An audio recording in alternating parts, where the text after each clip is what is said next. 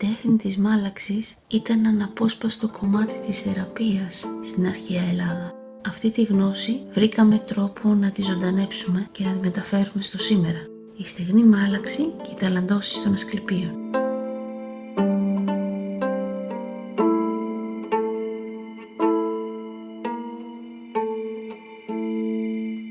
Η σκόνη και η βούρτσα για τόνωση των μειών βάσει γυμναστηρίων.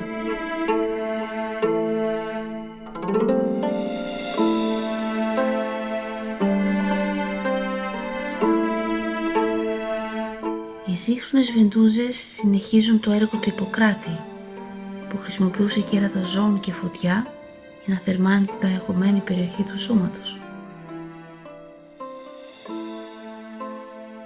Ειδική χειρισμή των ποδιών σε συνδυασμό με ρεφλεξολογία.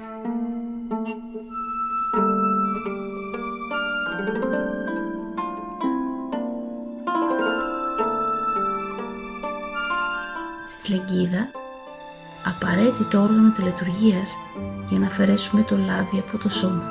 Τεράστια σημασίας η καλή λειτουργία του εντέρου σύμφωνα με τον Ιπποκράτη, ώστε να έχουμε αποτοξίνωση και ισχυρό νοσοποιητικό σύστημα. Τρίψεις της θλίψης. Αποβολή αρνητικής σκέψης και ενέργειας.